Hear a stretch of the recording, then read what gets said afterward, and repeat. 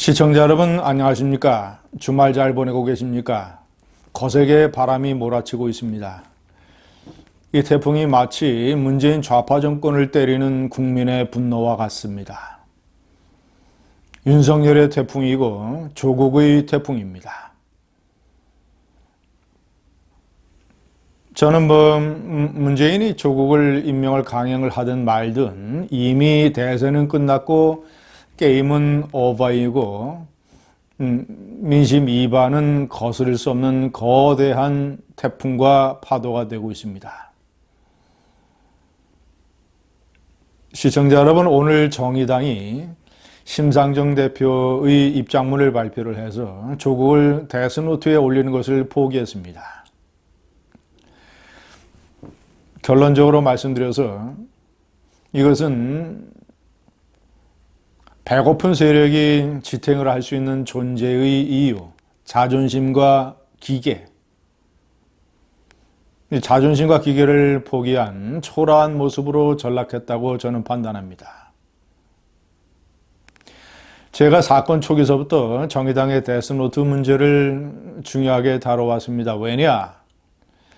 저는 그것이 현실적으로 조국 사태의 커다란 물줄기를 틀어버리는 역할을 할 수도 있지만 보다 더 길게는 한국 사회의 소수 세력, 극단적인 소수 세력, 극단적인 소수 정치 집단, 이 세력과 집단이 존재하는 기본적인 이유와 관련이 되어 있기 때문입니다. 저는 정의당에 대해서 가혹한 비판자입니다. 그들의 정책, 그들의 과격한 언행, 그리고 과거 여러 차례 있었던 정의당을 둘러싼 아니면 정의당을 기본으로 하는 어떤 이 극렬 좌파 세력과 연결된 여러 가지 사건, 이석기라든가 또는 그러나 그럼에도 불구하고 아주 소수로 한정된다는 전제 조건 하에서 그들이 한정된 범위에만 갇혀 있으면 한국 사회에 그런 세력과 그런 존재의 이 집단의 존재는 필요한 것이다. 왜냐, 모든 선진 사회에서도 극렬 좌파 세력, 어느 정도 정치적인 영향력을 확보하면서 그 사회에 존재하고 있기 때문입니다. 그들이 현실적으로 어떤 사회에 해를 끼치는 정치적인 영향력을 갖지만 않는다면 그들이 나름대로 목소리를 내고 나름대로 존재의 이유를 과시한다면 그것이 사회의 하나의 자극제가 될 수 있다는 생각을 저는 항상 하고 있습니다. 그렇기 때문에 그런 세력에게는 존재의 이유가 있어야 되는 것입니다. 그런데 올해 들어서 정의당이 이 패스트 트랙이라고 하는 현실적인 이익 앞에서 자존심과 기계를 내던지고 있습니다. 배고픈 세력은 이렇게 하면 안 됩니다. 제가 배고픈 세력이라고 표현하는 것이 좀 지나칠지는 모르겠습니다만은 어쨌거나 그들은 배고픈 자들을 상징하고 그들의 이익을 위해서 정치 활동을 하겠다고 천명을 하는 집단이기 때문에 배고픈 세력은 아무리 배가 고파도 현실 앞에 빵 몇 개의 자존심과 기계를 내버려서는 안 됩니다. 의성 몇 개가 아무리 급하다 하더라도 패스트 트랙이 정의당의 세력 확장에 결정적인 장치가 된다 하더라도 길게 봐서는 그것보다도 훨씬 더 중요한 것이 배고픈 세력의 자존심과 기계입니다. 스스로 매우 초라해지고 있습니다. 제가 이번 정의당이 초라해진 전락, 이것을 몇 가지 측면을 설명을 해드리겠습니다. 첫 번째, 이 데스노트의 때를 놓쳤다. 청문회가 다 끝나고 검찰이 기소를 했을 때 정경심을, 그래서 문재인 좌파 권력이 어떤 조국이라는 기둥이 부러지느냐 안 부러지느냐, 조국이 밀리면 정권이 밀린다. 그리고 이 좌파 세력이라든가 또는 정의당처럼 어떤 극단적인 소수의 세력이 주적으로 생각하는 검찰이라고 하는 기득권 집단, 그들이 그렇게 표현을 하는 검찰이라고 하는 기득권 집단의 공세에 문재인 좌파 정권이 수세에 몰리게 됐으니까 청문회가 끝난 다음에 조국을 데스노트에 올려서 완전히 문재인 좌파 정권에게 결정타를 안겨주는 그런 결정을 내리는 것이 정의당으로서는 상당히 어려운 일일 겁니다. 왜냐? 과거에 데스노트를 발표를 했던 상황과 달리 검찰이라고 하는 정의당이 주적으로 생각을 하는 하나의 존재가 개입이 되어 있기 때문입니다. 때문에 제가 이전에 한두 차례의 동영상에서 말씀드린 대로 때가 있고 시기가 있다. 조국 사태 초기에 정의당이 데스노트에 조국을 올렸더라면 정의당의 이런 딜레마는 없을 겁니다. 정의당은 때를 놓쳤습니다. 청문회를 하든 안 하든 제가 분명히 말씀드렸습니다. 청문회를 하든 안 하든 조국을 둘러싼 하자와 비리, 도덕성의 결함은 달라질 것이 없다. 왜냐? 논문의 제일 저자라는 것과 800만 원 플러스 1200만 원, 2000만 원의 장학금이라고 하는 팩트는 도저히 바뀔 수가 없는 것이기 때문에 아무리 청문을 해도 달라지지 않기 때문에 이미 조국은 정의당의 기준으로 봤을 때는 당연히 데스노트에 올려야 되는 인물이다. 때문에 조국 사태 초기에 정의당이 결심해야 된다라고 저는 말씀을 드렸었습니다. 때를 놓친 겁니다. 때를 놓치니까 청문회가 끝난 다음에 검찰이라는 존재 앞에서 데스노트에 올리고 싶어도 올릴 수가 없는 상황이 정의당이 된 것입니다.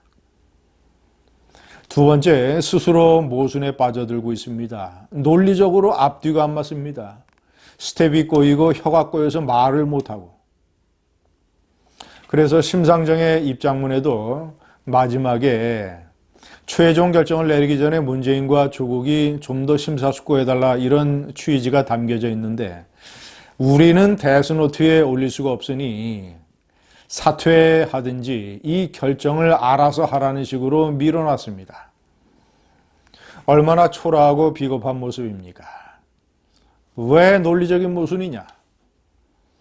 기존에 정의당이 발표했던 데스노트 명단 7명, 안경환 전 법무장관 후보자를 포함을 해서 자기가 좋아하는 여자 몰래 허위로 혼인신고를 했던 이런 결정적인 하자 때문에 낙마한 사람, 그리고 김기식이 여비서 한 명 데리고 국민세금 3천만 원으로 9박 10일 해외여행을 즐겼던 김기식, 그리고 음주운전 사건에 관련된 조대엽 고용노동부 장관 후보자 등등, 최종호 국토교통부 장관 후보자, 부동산 투기 논란, 이런 7명의 하자와 도덕성 결여와 비리를 전부 다 합쳐도 조국이 이 나라의 청춘들에게 준 충격과는 비교가 되지 않습니다.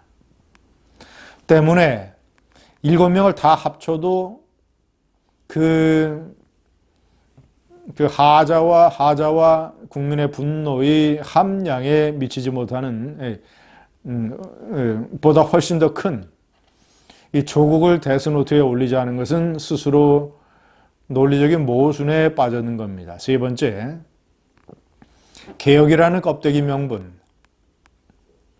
문재인의 개혁을 위해서 문재인의 임명권을 존중하겠다고 심상정은 입장문에서 얘기를 했습니다. 개혁, 그놈의 개혁 필요한 겁니다. 개혁은 좌우를 떠나 그리고 신구 정권을 떠나 어떤 정권이든지 개혁이라고 하는 대의명분은 국가가 살아나가고 발전하는 데 있어서 필수적인 겁니다. 누구도 부인할 수 없는. 하지만 개혁이라고 하는 것은 특히 저 정의당 같은 세력이 개혁을 좀 더 외치고 싶으면 외치기 위해서는 개혁을 주도하는 사람의 도덕성을 정의당이 방어할 수 있을 정도의 인물이어야 됩니다. 개혁은 누구나 하고 싶고 누구나 해야 되고 또 어느 정도는 누구나 할 수 있습니다. 그러나 그것이 어떤 국민적인 공감대를 얻고 진정으로 반대 세력을 누르고 반대 세력조차도 동의할 수 있는 개혁을 주도하는 인물이 되려면 조국 같은 인물은 턱도 없습니다. 누구보다도 심상정, 이정미 당신들이 잘 알 것 아닙니까? 그런데 개혁이라는 명분으로 조국을 데스노트에 포함시키지 않은 것을 합리화시키고 있습니다. 네 번째, 패스트 트랙 때부터 벌써 흔들렸습니다. 이미선 헌법재판관 남편이 부인 몰래 30여 억 원의 주식 투자를 해서 논란이 됐던 인물 이미선을 데스노트에 올렸다가 이미선이 내 주식은 처분하겠다. 그리고 헌법재판관이 된 이후에 남편의 주식도 처분하겠다고 하니까 이것을 일종의 핑계로 삼아서 데스노트를 철회했습니다. 그것이 지난 4월 중순입니다. 그때부터 벌써 패스트 트랙 논의가 본격적으로 진행이 됐던 것이죠. 패스트 트랙이 가져다 줄 수 있는 의석 몇 석에 정의당이 자존심과 기계를 엿바꿔 먹기 시작했던 때가 지난 4월 중순입니다. 마지막 다섯 번째, 이번에 조국 사태는 정의당이라는 존재가 의석을 늘려서는 안 된다라는 그런 한계를 입증한 것입니다. 왜냐? 제가 모두에 말씀드린 것처럼 정의당이라는 세력이 존재하는 이유는 어느 누구도 배부른 세력이 제대로 할 수 없는 자존심과 기계, 방법은 물론 과격되고 많이 잘못됐지만 어쨌거나 그들이 옹호하려고 하는 이 사회의 서민, 약자, 소수자 이런 사람들의 목소리도 어느 정도는 이 사회에 메아리 쳐야 되기 때문에 그런 역할을 해야 되는 정의당이라고 하는 집단은 자존심과 기계가 필수적인데 그것을 패스트 트랙과 바꿔먹는 이런 정의당, 이런 자존심 없는 정의당, 이런 초라하고 비겁한 정의당은 의석을 늘려서는 절대 안 됩니다. 감사합니다.